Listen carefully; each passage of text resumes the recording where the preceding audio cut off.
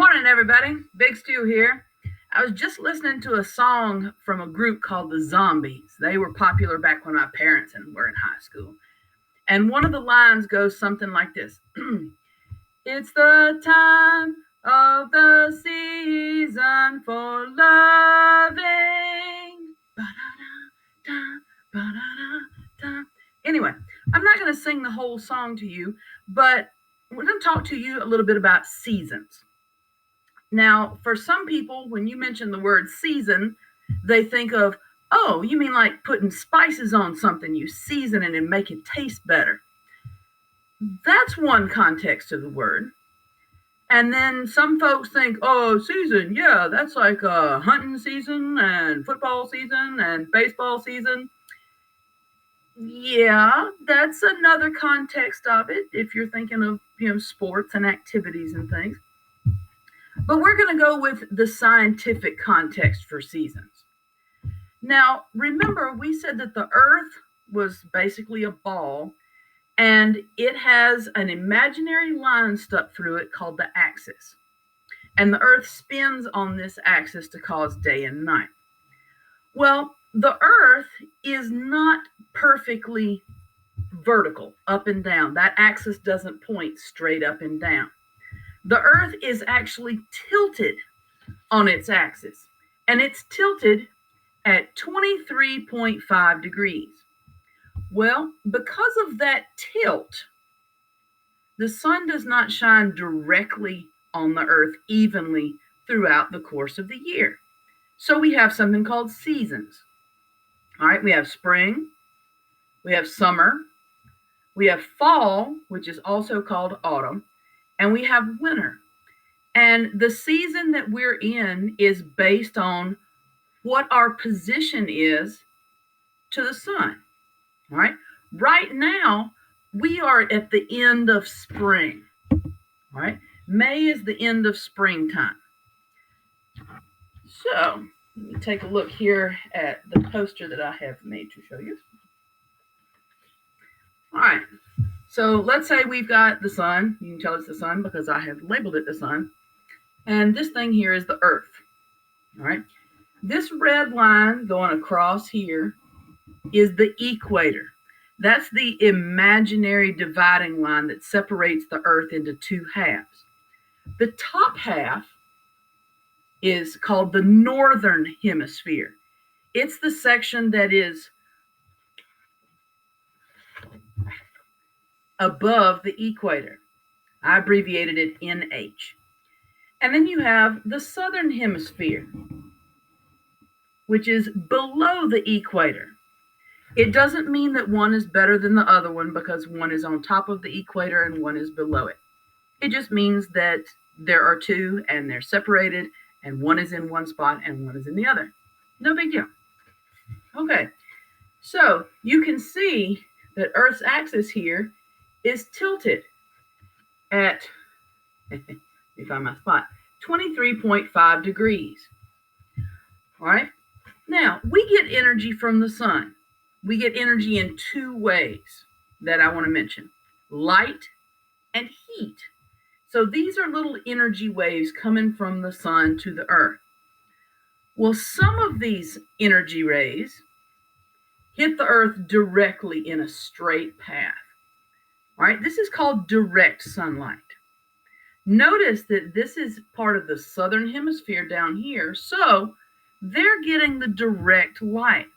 They're getting the brightest light and the warmest heat, if that makes any kind of sense. All right. Up here in the northern hemisphere, where we are right now, we are getting light that's kind of spread out a little bit. All right. It's more indirect. It's not hitting us at a straight line. It's hitting us at more of an angle. If you need something to help make more sense of that, get a flashlight. Okay.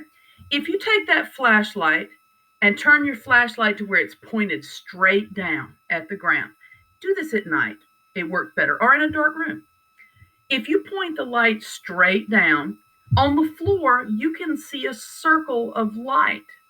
All right. That's direct light because the light from the flashlight is shining directly down on the floor or on the ground. If you take that flashlight and turn it at an angle and shine it on the floor or the ground, you can see that that circle suddenly spreads out into a much wider oval. It's not as bright on the ground or on the floor, but you can see a lot further out. That's indirect. It's more spread out. Well, energy from the sun and light from the sun does the same thing. All right. Where the sun's light is most direct, that light is brightest and there's the most heat given there. In areas where the sunlight is indirect, where it's not shining directly on a spot, it's not as warm and it's not as bright. Okay. Well, here's the deal.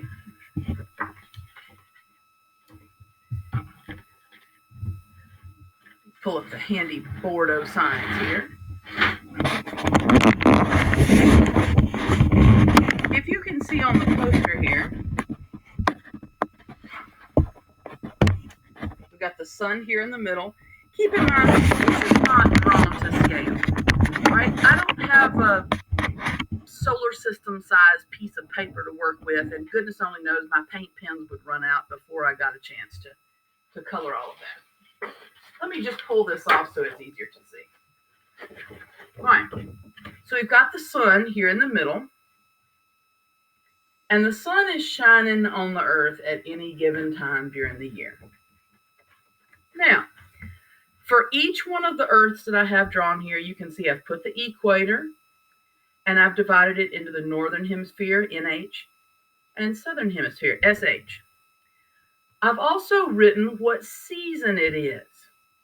Now take a look. If it's winter here in the northern hemisphere, keep in mind the northern hemisphere is faced a little bit away from the sun. It's rocked back a little bit.